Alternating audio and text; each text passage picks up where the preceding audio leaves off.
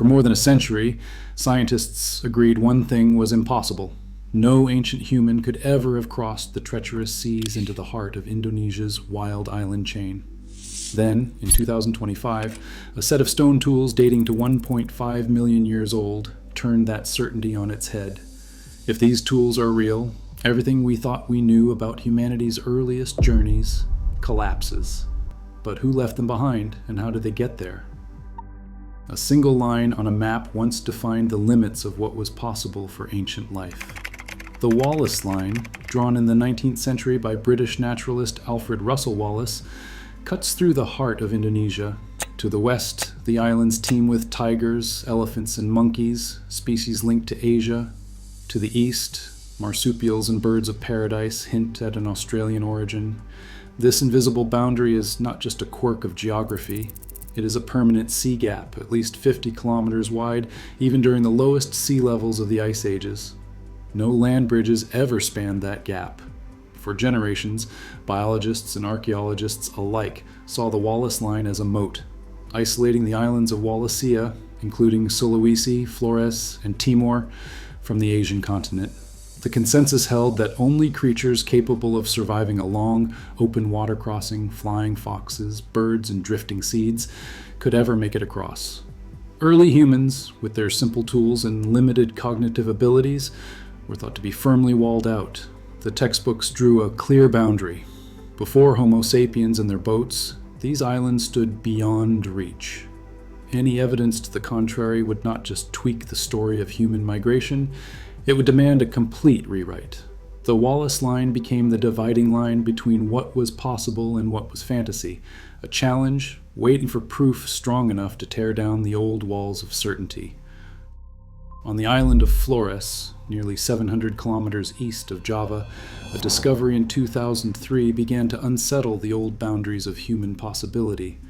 Archaeologists uncovered the remains of a tiny hominin, later named Homo floresiensis. Standing barely 1 meter tall, this ancient human relative quickly earned the nickname the Hobbit. Stone tools found alongside their bones pushed the timeline of human activity on Flores back to at least 1.02 million years ago, almost a million years earlier than expected for such a remote island beyond the Wallace Line. These tools, simple flakes and scrapers, were buried deep in the island's sediment layers. No land bridges ever connected Flores to Asia, and yet here was proof that some kind of human ancestor had not only arrived, but survived and adapted in utter isolation. The textbooks had no answer for how such a journey could have happened. The prevailing wisdom insisted that only modern humans, equipped with advanced boats and planning, could have crossed open water to these islands. Yet the evidence on Flores refused to fit the script. The existence of the hobbits and the ancient tools they left behind sparked intense debate. Were these descendants of Homo erectus, swept from Sulawesi or Java by storms? Or did they represent a separate migration, a forgotten experiment in human evolution?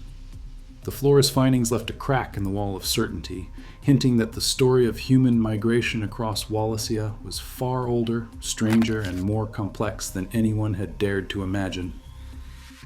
A modern cornfield in South Sulawesi hides a secret older than the crops above it. In 2019, a team led by Budianto Hakim from Indonesia's National Research and Innovation Agency began digging into a low sandstone outcrop near the village of Kalio. The land, flat and unremarkable to passing farmers, turned out to be a window into a forgotten world. Each layer of sediment peeled back by trowel and brush revealed a little more of the deep past. Over the course of several seasons, the team recovered 7 pieces of chert, a stone prized for its sharpness and durability. These were not just random rocks. Each flake showed the unmistakable scars of human intent. Percussion marks were stone struck stone, edges trimmed with careful strikes. One flake stood out, its edge deliberately retouched to form an even sharper blade. The artifacts were small, some fitting easily in the palm, but their significance was enormous. Adam Brum from Griffith University, who helped analyze the finds, described them as general-purpose tools, simple, sharp-edged implements for cutting or scraping. No bones or butchered animal remains were found alongside them.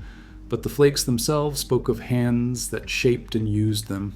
The chert, likely gathered from outcrops miles away, hints at an understanding of the landscape and the resources it offered. Beneath the corn roots and the modern world, these 7 stone tools waited for more than 1,000,000 years. Their discovery at Callao was not just a matter of luck, but of persistence and attention to detail, qualities that would soon prove essential as the team turned to the question that would challenge everything: just how old were these silent witnesses to the island's earliest inhabitants? Establishing the age of the Callao tools required more than a single measurement or lucky guess. Scientists turned to 3 independent dating techniques, each working like a separate clock ticking through deep time. The first, paleomagnetic analysis, relied on the fact that Earth's magnetic field has flipped many times in the past. As new layers of sandstone formed around the tools, they locked in the direction of the planet's magnetic field, creating a record that could be matched to the global geomagnetic polarity timescale. The sandstone encasing the artifacts showed a reversed polarity, placing it squarely within the Matuyama, an interval that began 1.77 million years ago and ended 780,000 years ago. But the position of the tools within these layers narrowed the minimum age to at least 1.04 million years. To cross-check this result, the team analyzed a fossilized pig molar found in the same sediment. This tooth became a second independent clock. Using uranium series dating, researchers measured how much uranium had decayed into thorium within the enamel, while electron spin resonance tracked the accumulation of trapped electrons since the tooth was buried.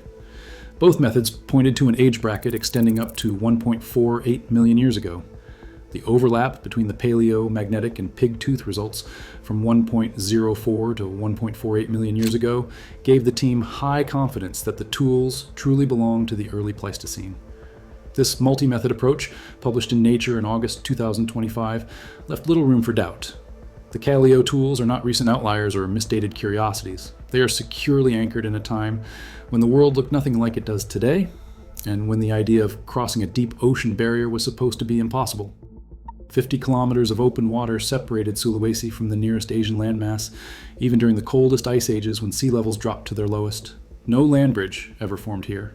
The strait's currents run fast and unpredictable, making the crossing a daunting prospect for any terrestrial animal. Yet, somehow, ancient hominins made it across. The most likely scenario was not a planned voyage, but an accident of nature, with people clinging to tangled mats of uprooted trees and vegetation, swept out to sea by storms or floods. These natural rafts, sometimes carrying entire ecosystems of insects and small mammals, could drift for days before reaching land.